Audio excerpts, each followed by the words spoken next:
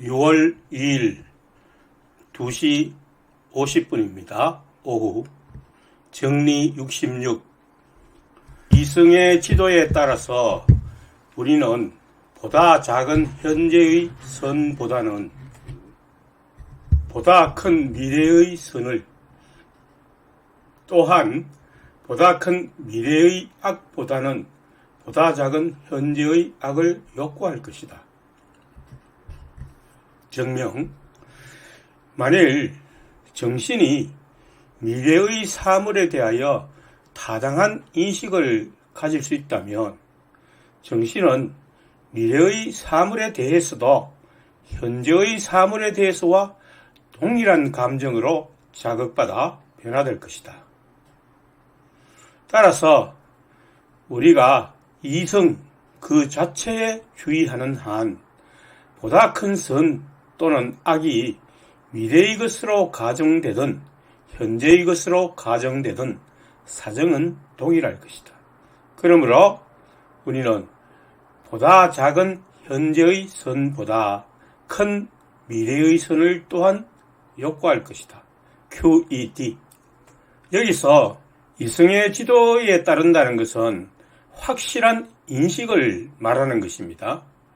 따라서 타당하지 못한, 즉 불확실한 감정과는 달리 관념에 대한 이승의 확실한 인식은 시간에 관계없이 적용되는 것입니다. 그것은 영혼의 상 아래서 조명된 것이기 때문입니다. 이승의 지도에 따라서 우리는 보다 큰 미래의 선의 원인인 보다 작은 현재의 악을 욕구할 것이며, 또한 보다 큰 미래의 악인 보다 작은 현재의 선을 무시할 것이다. 이 개는 정리 65의 개가 정리 65와 관계되는 것과 똑같이 정리 66에 관계된다. 비록 현재 어느 정도 유익이 되더라도 장래에 큰 화를 불러일으키는 것이라면 그것은 제거되어야 하며, 현재 불편하기는 하지만 미래에 더 나은 사회를 가져올 수 있다면 그것은 환영이 되어야 한다는 뜻입니다. 예를 들어 문명의 이기를 누리기 위해 이산화탄소의 배출량이 많아지면 결국 지구는 끓게 되고 생태계는 파괴될 것이므로 자동차나 기타 문명의 소비를 제한시켜 현재의 불편을 감내하는 것이 미래를 밝게 만든다는 뜻이 되겠습니다. 주석. 이러한 것들을 우리가 사부의 정리 18까지 감정의 힘에 관하여 증명한 것들과 비교해 본다면 감정이나 의견에 의해서만 인도되는 사람과 이성에 의해 인도되는 사람과의 사이에 어떤 차이가 있는지 쉽게 알 것이다. 왜냐하면 전자는 자신이 원하든 원하지 않든 간에 자신이 모르는 것들을 행하는 반면 후자는 자기 이외에 아무에게도 따르지 않고 자신이 인생에서 가장 중요하다고 인식하는 것들이며, 그런 까닭에 가장 많이 욕구하는 것들만을 행하기 때문이다. 그러므로 나는 전자를 노예라 부르고 후자를 자유인이라 일컫는다. 불확실한 근거의 감정이나 의견에 좌우되는 것은 노예가 되는 것이며, 확실한 인식에 의한 것은 자유를 즐긴다는 뜻입니다.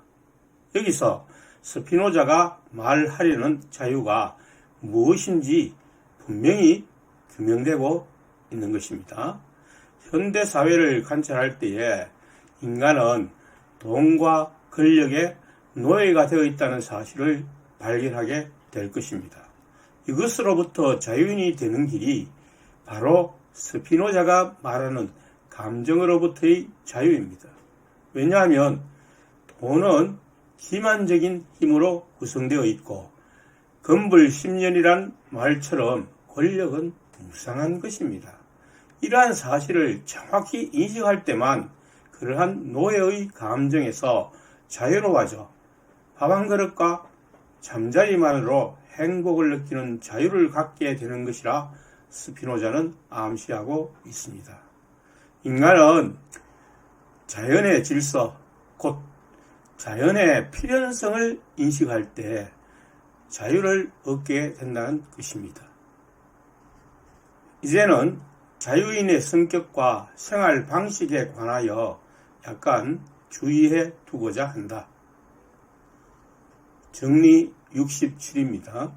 자유인은 다른 그 어떤 것에 대해서보다 죽음에 대해서 가장 적게 생각하며 그의 지혜는 죽음에 대한 관조가 아니라 삶에 대한 관조이다. 이 정리로부터 스피노자의 신앙관을 이해하게 됩니다. 스피노자는 무신론자처럼 보이지만 사실은 대단히 신앙심이 깊은 사람으로 저는 이 책을 통해서 인식하였습니다. 그가 부인한 것은 기독교와 마찬가지로 유대교의 신관입니다.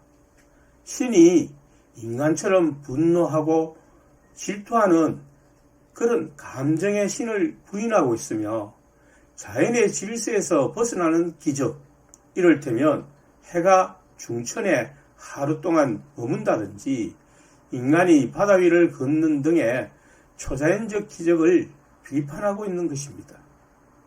사실을 정확하게 이해할 때 인간은 자유를 얻게 된다는 것은 예수의 말씀과도 일치합니다. 예수는 요한복음의 기록에 의하면 진리를 알 때 자유를 얻게 된다고 말씀하십니다.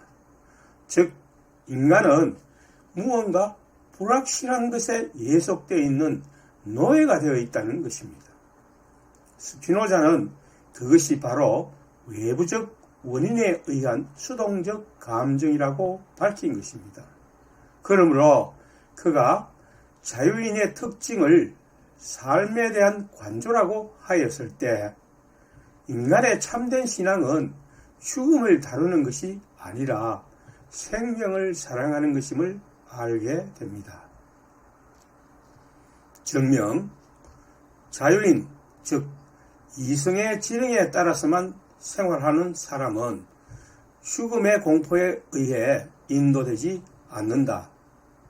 오히려 그는 직접적으로 선을 욕구한다.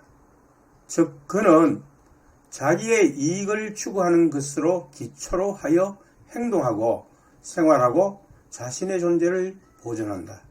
그러므로 그는 다른 그 어떤 것에 대해서보다 죽음에 대하여 가장 적게 생각하며 그의 지혜는 삶에 대한 관조이다. QED. 이성의 지령은 기쁨을 확장하는 것이므로 슬픔을 주는 공포와는 거리가 먼 것이다. 따라서 죽음을 생각하는 것이 이성의 지도가 아니라 생명을 사랑하는 것이 선이며 곧 이성의 안내인 것이다. 정리 68. 만약 사람들이 자유롭게 태어난다면 그들은 자유로운 동안에는 어떠한 선과 악의 개념도 형성하지 않을 것이다. 그들은 자유로운 동안에는 어떠한 선과 악의 개념도 형성하지 않을 것이다. 증명. 나는 이성에 의해서만 인도되는 사람을 자유롭다고 말한다. 따라서 자유롭게 태어나고 자유롭게 존속하는 사람은 단지 타당한 관념만을 가지므로 어떠한 악의 개념도 갖지 않는다. 따라서 선의 개념도 갖지 않는다. 왜냐하면 선과 악은 상관관계에 있기 때문이다. 밝음과 어두움, 짠맛과 싱거운 것, 추움과 더움 등과 같이 상반되이 존재하는 것은 어느 한쪽이 사라지면 그 반대의 것도 느낄 수 없습니다. 춥다는 느낌을 한 번도 가져보지 않은 사람은 덥다는 느낌도 가지지 않는 것입니다. 그러므로 악을 경험하지 않는다면 선이 무엇인지 모르고 있다는 것입니다. 그러므로 신이 세계를 악한 것으로 창조하지 않았다는 것은 모두 선이라고 말할 수 있는 반면에 악이 없다면 선도 존재하지 않고 다만 존재하는 그 자체일 뿐입니다.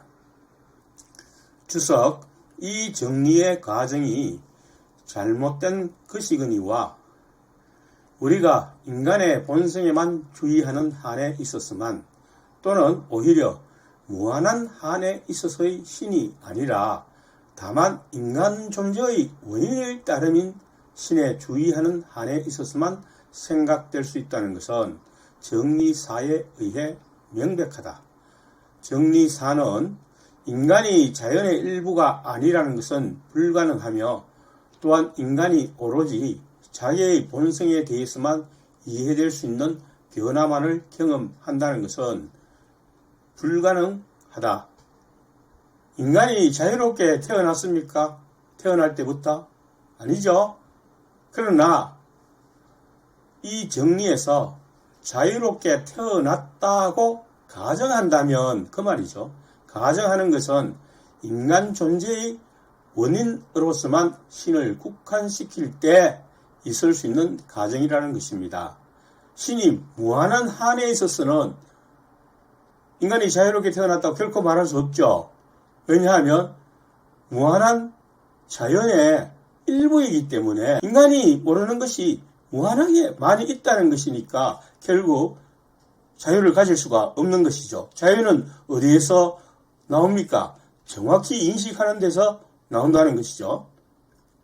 그러니까 그러한 신이 무한한 한에 있어서가 아니라 단순히 인간 존재의 원인에 국한해서만 생각할 때는 그 인간이 모든 것을 알 수 있는 차원에서 이야기하는 것이므로 자유롭게 태어났다고 가정한다면 이런 가정이 성립된다는 것입니다.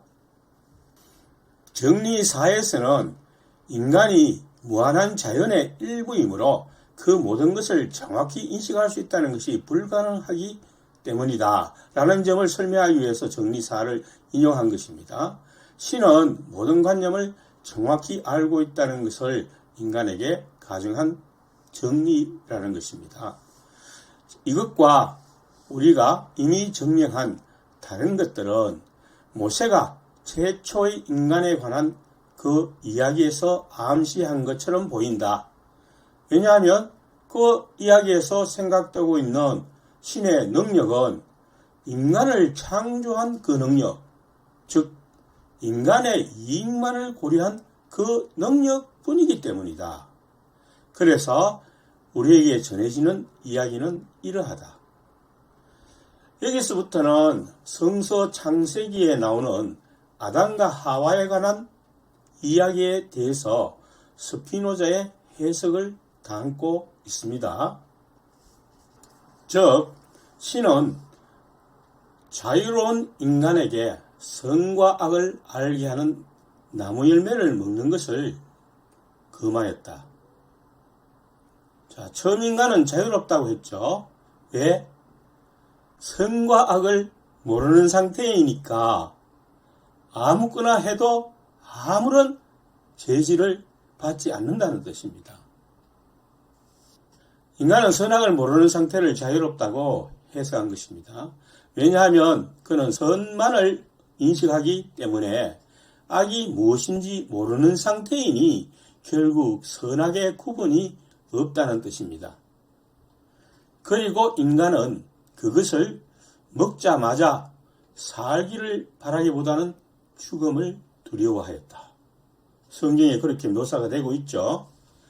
금단의 실과를 먹었을 때 죽음의 공포를 느꼈다는 것은 슬프다는 것을 의미하는 것입니다.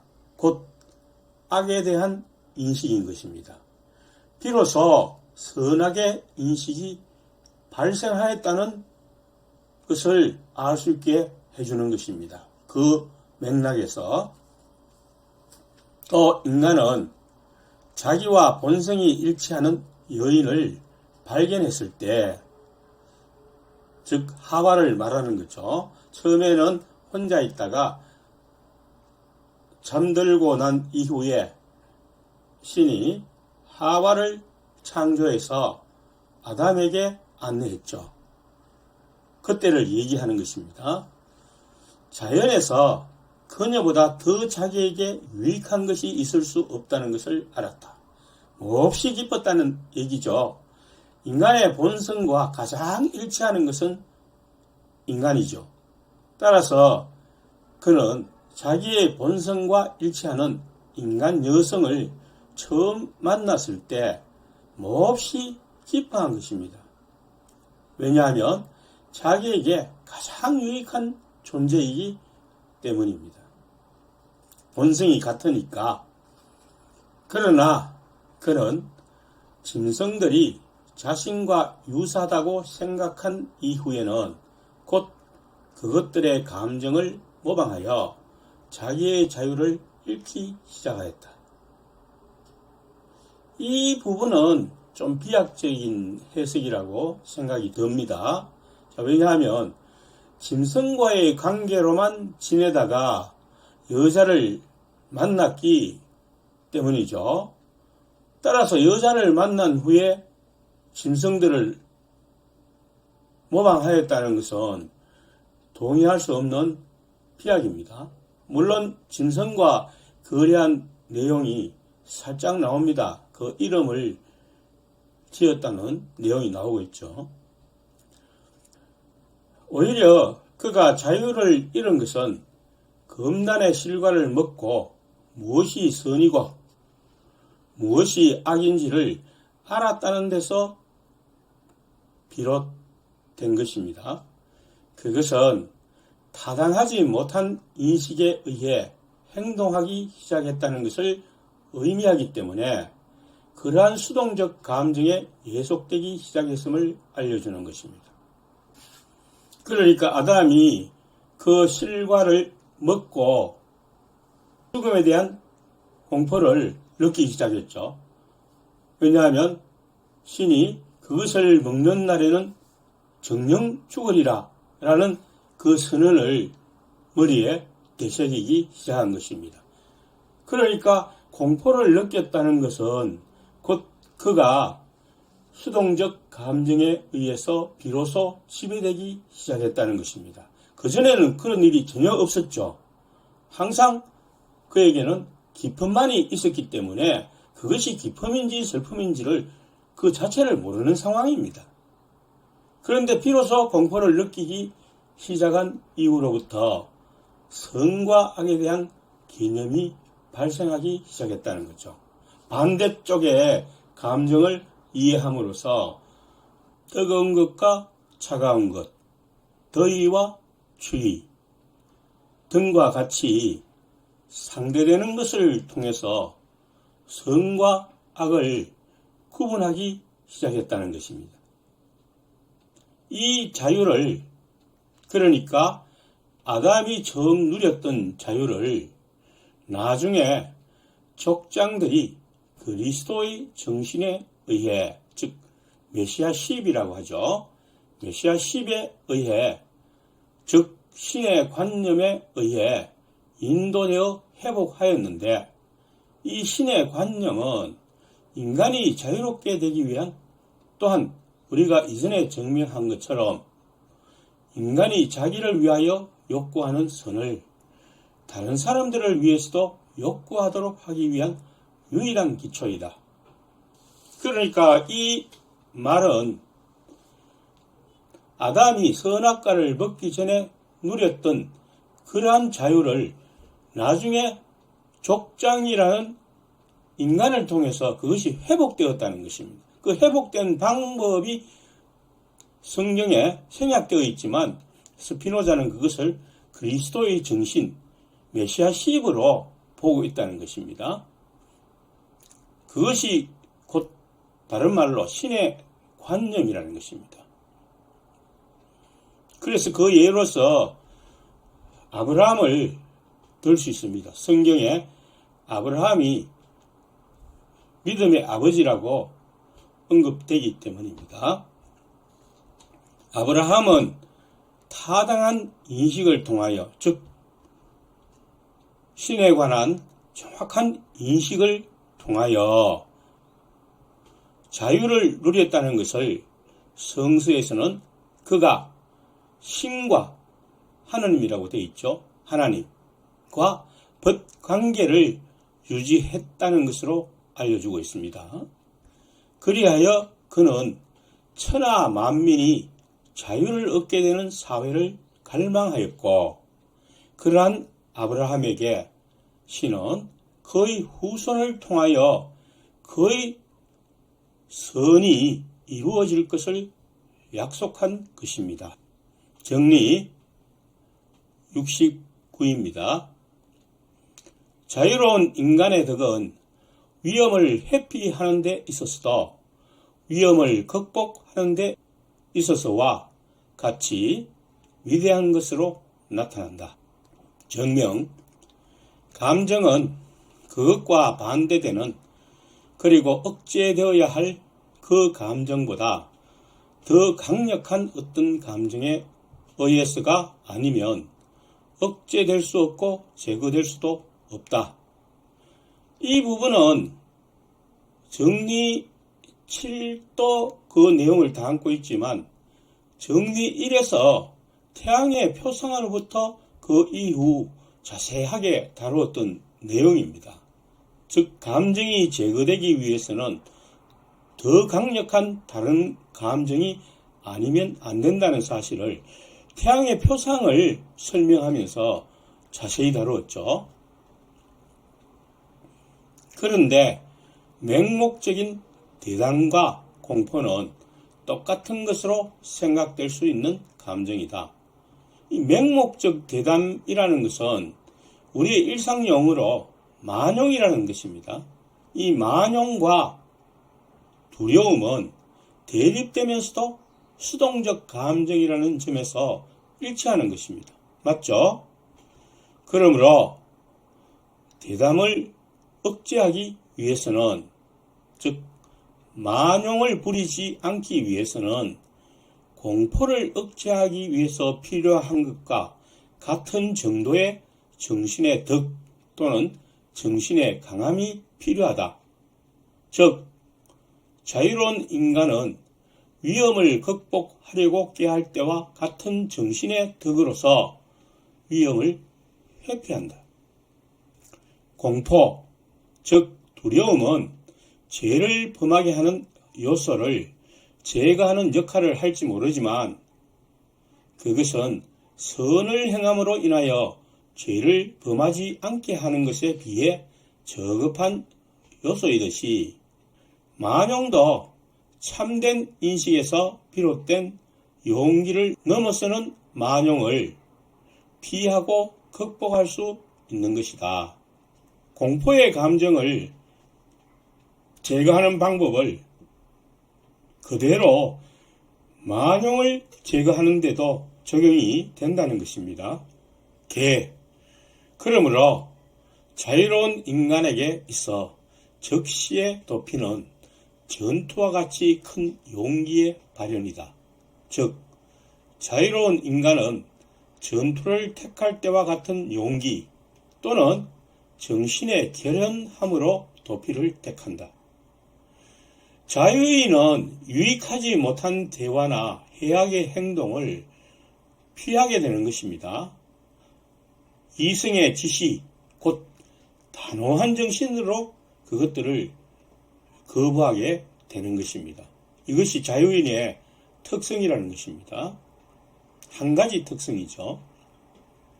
주석, 용기가 무엇인지 또는 내가 그것을 어떻게 이해하는지를 라는 제3부 정리 59에서 설명하였다.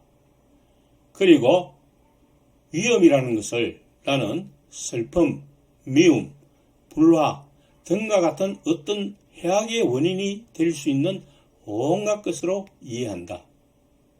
제3부 정리 59의 주석에서는 용기와 아량을 설명하면서 구분하고 있습니다. 거기에 보면 용기란 각자가 오직 이성의 명령에만 따라서 자신의 존재를 보존하려고 하는 욕망이라고 나는 이해한다. 즉, 용기는 자기를 위한 것입니다. 반대로 아량이란 각자가 오직 이성의 명령에만 따라서 다른 사람들을 돕고 그들과 친교 관계를 맺으려고 애쓰는 욕망이라고 나는 이해한다. 즉, 아량은 타자를 위한 것입니다. 그런데 우리는 흔히 앞의 것을 용기라고 부르지 않고 후자를 용기라고 말하고 있죠. 다른 사람을 위해서 자신이 대신 싸우고 나가서 방패막이 역할을 하는 것, 그런 것을 용기라고 하죠. 그런데 스피노자는 이렇게 용기와 아량을 분명하게 구분해서 설명을 하고 있습니다. 정리 70. 무지한 사람들 사이에서 생활하는 자유로운 인간은 가능한 한 그들의 친절을 피하려고 노력한다. 왜냐하면 그들은 인식이 타당하지 못하기 때문에 그들이 베푸는 친절도 타당하지 못한 것으로부터 오기에 악을 부추기는 것들이기 때문이다.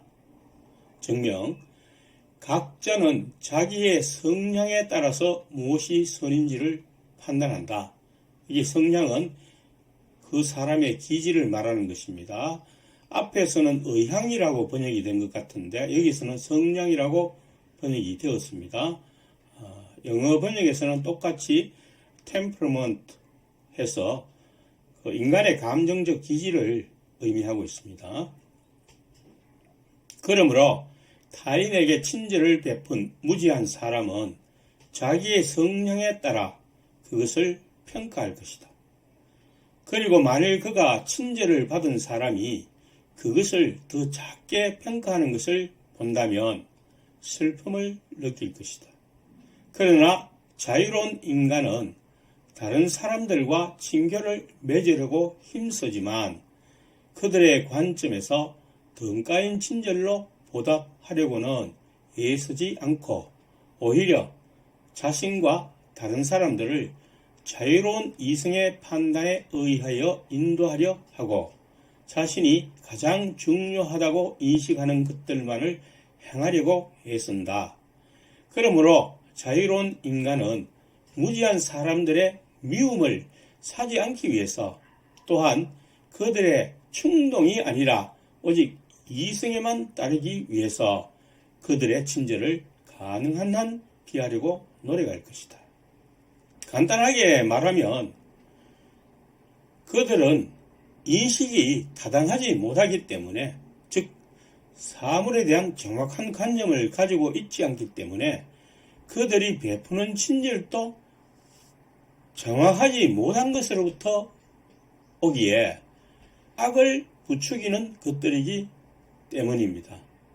간단히 말하면 무지한 사람들이란 감정에 따라 생긴 그들의 생활 방식에 따라 행동하는 사람들을 의미하며 그들이 베푼 친절이 정확한 인식에 의하면 많이 부족하거나 유익한 것들이 되지 못할 수 있기 때문에 과소평가되는 것에 의해 섭섭하게 생각하거나 화를 내게 만들 수 있습니다.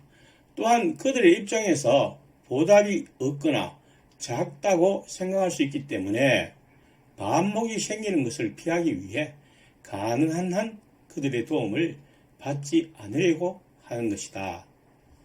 왜냐하면 도움을 받으면 고맙다는 답례를 하는 것이 그 이성인의 태도이잖아요. 자유인의 태도입니다.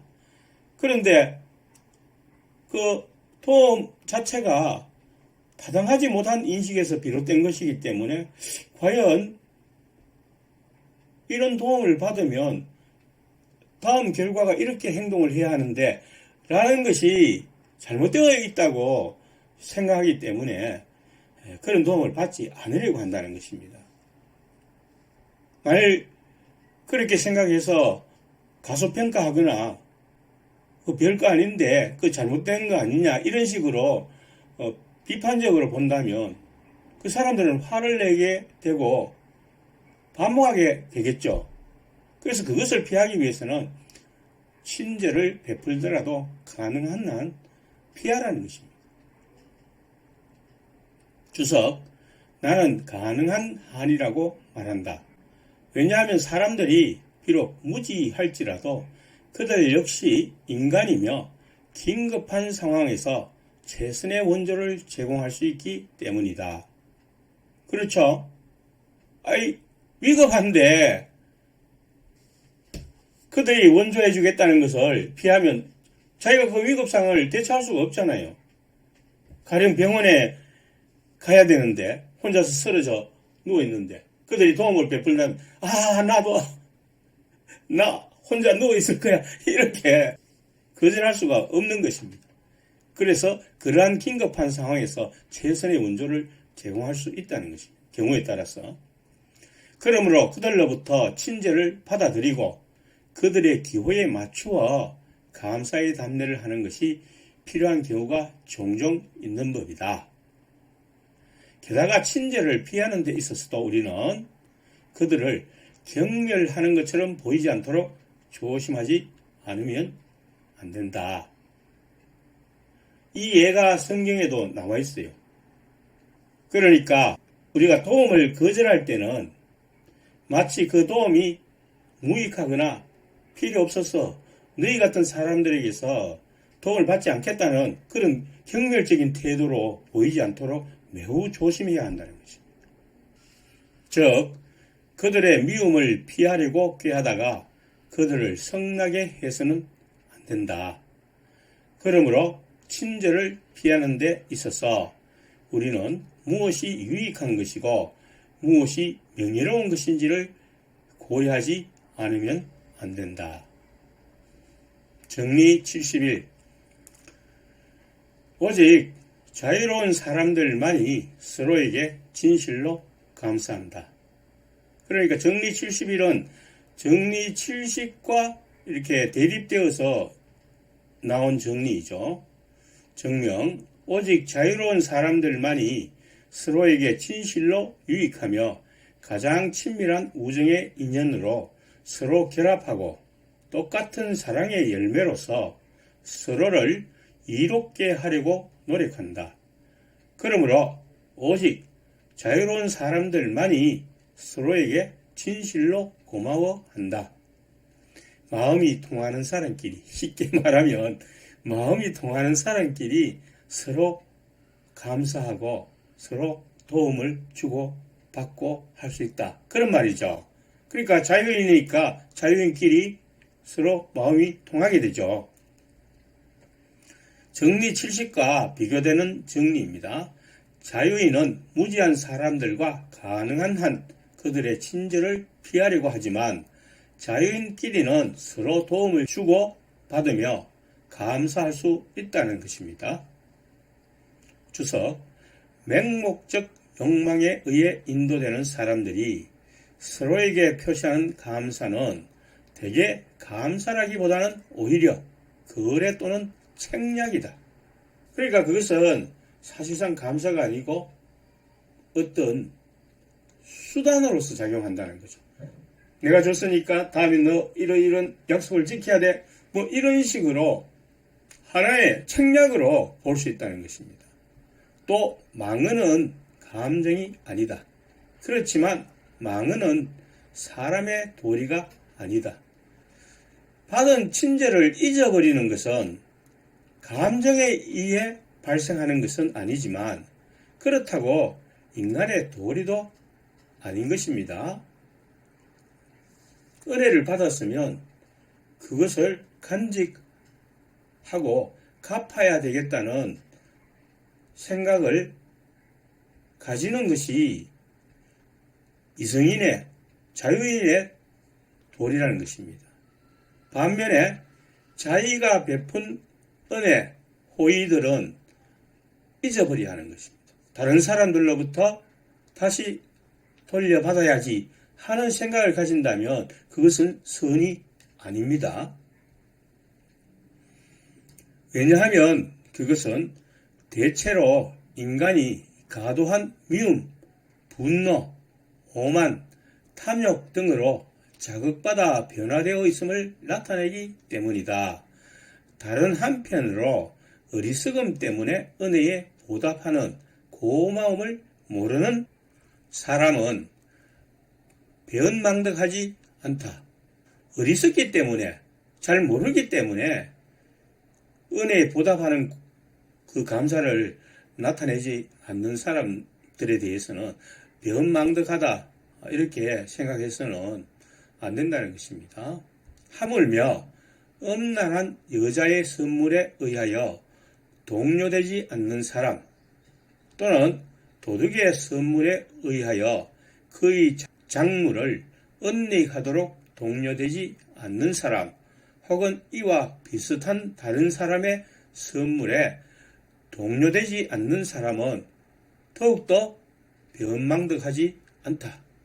그러니까 어떤 여성으로부터 그 음란한 마음을 가지고 남자에게 선물을 했다면 그 선물을 혹 받았다 하더라도 그것을 대갚아줄 필요가 없다는 것입니다. 왜냐하면 그런 동기로 받은 것을 대갚아 준다면 그 음란에 동의하는 것이 되기 때문이죠.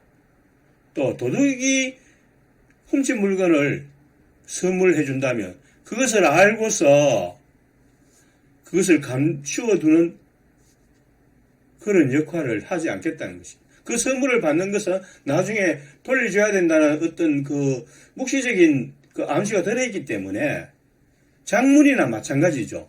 그걸 자기가 보관하는 거나 마찬가지라는 뜻입니다. 그래서 이와 같은 종류의 선물에 동요되지 않는다고 해서 배은망덕하다 이런 표현을 결코 사용할 수 없다는 것입니다. 반대로 어떤 선물에 의해서도 자기 자신이나 사회가 파멸에 이르도록 유혹되지 않는 사람은 확고한 정신을 나타내고 있다. 자, 이 예들은 다 우리가 배울 만한 그 예들이지만 가장 끝부분이 가장 중요한 것입니다. 그 선물에 의해서 자기 자신이나 사회가 파멸에 이르도록 만약에 이끈다면 그런 건 절대로 안 된다는 것입니다. 쉽게 말하면 뇌물이죠. 이 마지막 부분은 청렴한 사람을 말하고 있습니다. 일전에 신문에 보니까 우크라이나의 군 수뇌부의 사령관이 뇌물을 받고 식품비를 3배 이상으로 장정들에게 보급한다는 뉴스의 보도를 접한 적이 있습니다. 이처럼 한 인간의 청렴하지 못한 행위가 얼마나 사회악을 일으킬 수 있는지를 알 수 있습니다. 그게 모두 본전 뽑으려는 심리에서 나오는 것입니다. 사실 우리 사회에도 잘 몰라서 그렇지 그런 일들이 많이 일어나고 있습니다. 그래서 갑자기 부동산 값이 막 뛰어오른다든지 서민들에게 엄청난 심리적 부담을 주고 피해를 주는 그런 일들이 일어나는 것은 그 내막에 이러한 그 뇌물이 작용하는 것입니다. 좋은 말로 표현해서 로비죠. 그래서 성서에서는 사회를 밝게 하는 가장 중요한 두 요소가 거만과 탐욕이라는 것을 사람들에게 경계시키는 것입니다. 정리 72. 자유로운 사람은 결코 기만적으로 행동하지 않고 항상 신의를 갖추어 행동한다. 기만적이라는 뜻은 속이거나 위선적 또는 이중적 행동을 의미합니다. 증명. 만일 자유로운 사람이 자유로운 한에 있어서 기만적으로 행동한다면 그는 이성의 지령에 따라서 그렇게 했을 것입니다.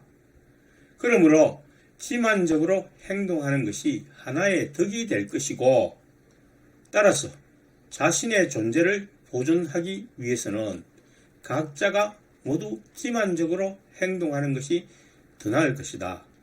다시 말해서 사람들은 단지 말로만 일치하고 실제로는 서로 반대되는 것이 더 나을 것이다.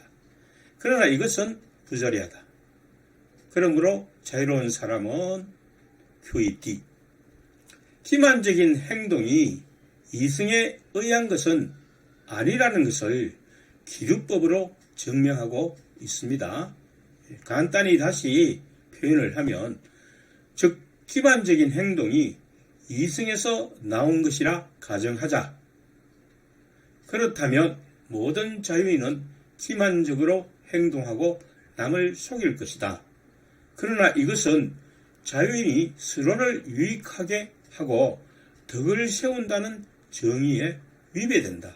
따라서 기만은 이성에서 나오는 것이 아니다. QED.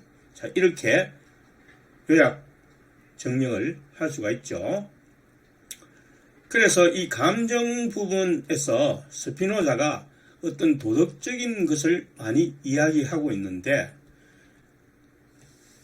스피노자는 단순히 인간이 도덕을 지켜야 한다라는 의무로서만 이야기하는 것이 아니고 왜 그렇게 해야 되는가를 합리적으로 설명하고 있는 것입니다. 그래서 우리가 도덕적인 행동 이면의 그 근거를 확실히 알아야만, 내가 이렇게 행동해야 되는구나 라고 인식이 오는 것이죠. 단순히 도덕적으로 행동하라고 요구만 한다면 그것이 자기에게 손해를 가져오는 행동이라고 생각하기 때문에 어쩔 수 없이 남의 눈치를 보아서 그렇게 하는 것밖에 되지 않는 것이죠.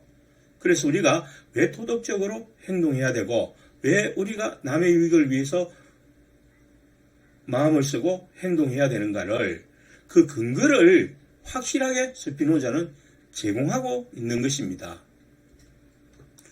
여기서 한 가지 질문이 생깁니다. 즉 앞에서 그 정리정명을 기luật법으로 했는데, 그렇다면 한 가지 질문이 생기는데, 기만적 행위, 이를테면 인간을 배신하는 짓이 자기의 목숨을 구해주는 경우에, 자기의 목숨을 구해준다면 그것은 자기 보존 행위가 아닌가? 그것은 인간의 본성이 아닌가? 이런 질문이 발생하겠죠. 그래서 주석에서 이렇게 설명하고 있습니다. 어떤 사람이 다음과 같이 질문할지도 모른다. 만일 인간의 배신 행위에 의하여 현재의 죽음에서 벗어날 수 있다면 어떻게 될 것인가? 자기 보존의 원칙이 그가 배신하는 사람이 될 것을 무조건으로 권하지 않겠는가? 이에 대해서는 위와 같은 방식으로 대답한다. 즉 기luật법적으로 그렇게 증명할 수 있다는 것입니다. 만일 이성이 그러한 것을 권한다면 이성은 그것을 모든 사람에게 권한다. 그러므로 이성은 일반적으로 사람들에게 오로지 속임수로서만 계약을 맺고 힘을 결합하고 공통의 권리를 가질 것을, 즉 실제로는 공통의 권리를 갖지 않기를 바란다. 말과 실천, 말과 계약이 다르다는 것이죠.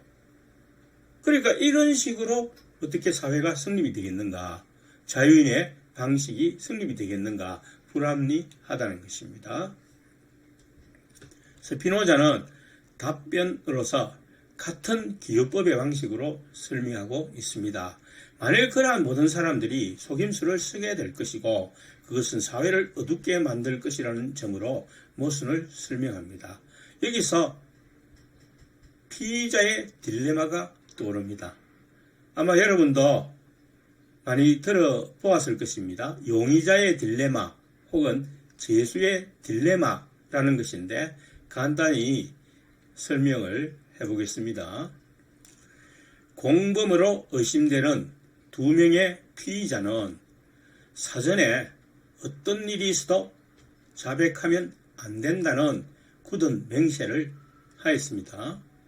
그런데 수사관은 두 피의자를 따로따로 수사실에 불러 자백할 기회를 줍니다. 만일 너희들 둘 다 자백하지 않으면 징역 1년씩을 각각 받을 거야. 그런데 둘 다 서로의 죄를 자백하면 그건 자백도 아니지, 정보를 제공받은 것도 아니니까 법률을 제대로 적용해서 징역 5년씩을 줄 거야. 그런데 만일 너희 둘 중에 한 사람이 자백하고 다른 한 명이 자백하지 않는다면 자백한 쪽은 석방 풀어주고 자백하지 않은 쪽은 징역 10년에 차게 된다. 자, 이런 상황에서 이 피의자는 자백하는 것이 이득인지 아니면 자백하지 않는 것이 이득인지를 곰곰이 따져보게 되겠죠. 두 사람이 각자의 이익을 위해서 이기적으로 행동한다고 가정하면 상대방이 취하는 행동을 의심하고 자신이 자백하지 않았을 경우 상대방이 자백하면 나만 손해라는 생각을 가지게 되죠. 징역 10년 살아야 되니까. 맞죠? 따라서 상대방을 의심하고 모두 자백을 택하게 된다는 것입니다. 따로따로 이렇게 불러서 신문을 하게 되면 결국 둘 다 자백을 택하는 결과가 나오게 될 수 있다는 것입니다. 그 결과 둘 다 5년의 징역을 살게 된다. 도합 10년이죠. 각자가 상대를 신뢰하지 못하고 처음에 절대 자백해서는 안 된다 이렇게 서로 맹약을 했죠. 그래서 상대방을 신뢰하지 못하기 때문에 자기만 유리하게 이기적인 행동을 취하였을 때 전체가 받는 총량은 훨씬 큰 손해라는 것입니다. 둘 다 자백을 하지 않았다면 1년씩 토합 2년만 받으면 되는데 그것의 5배인 10년을 감옥에서 살아야 되는 것입니다. 그럼에도 불구하고 이 사회는 마치 이 피의자의 딜레마와 같은 그런 방향으로 나아가게 된다는 것입니다. 모두가 서로를 신뢰할 때 가장 큰 이익이 결과로 나타날 기회를 잃어버리는 것입니다. 예를 들어서 원자폭탄을 서로 사용하지 않으면 훨씬 더 덕이죠. 지구상 전체가. 그런데 상대방을 불신하기 때문에 저놈이 전쟁을 일으키면 우리가 복상망해. 이런 식으로 생각을 하니까 결국 원자폭탄을 서로, 핵폭탄을 서로 보유하게 될 것이고 그렇게 해서 세계 전체가 갖는 피해가 훨씬 커진다는 것입니다. 물론 어떤 분은 원자폭탄을 만드니까 과학이 발달하지 않느냐 그런 주장도 할 수 있습니다. 그것은 이미 이전에 다루었죠. 비록 동기가 잘못되었다 하더라도 이성적으로 방향을 돌리면 그것이 유익이 된다는 것은 다루었습니다. 맞습니다. 그것은. 그러나 우리가 서로 간에 신뢰할 수 있는 사회가 된다면 사회는 지금보다 훨씬 더 밝아질 것이라는 것은 분명합니다. 용의자의 딜레마에서 배울 수 있는 교훈이 되겠습니다. 정리 73으로 들어갑니다. 마지막 정리입니다. 제4부 정리 마지막입니다. 이성에 의해 인도되는 사람은 자기 자신에게만 복종하는 고독 속에서 보다는 공동의 결정에 따라서 생활하는 국가 내에서 더욱더 자유롭다. 인간의 이성은 인간이 고립된 생활보다는 사회를 이루며 살아가도록 지시한다는 것입니다. 왜냐하면 인간에게 가장 도움이 되는 요소는 바로 본성이 같은 인간이기 때문입니다. 그래서 일설에 의하면 인간의 조상이 네안데르탈인과 호모사피엔스 두 종족이 있었는데 네안데르탈인이 전부 멸종하고 호모사피엔스가 살아남은 것은 이들이 서로 협업을 해서 네안데르탈인을 무찔렀기 때문이라는 그러한 설이 있죠.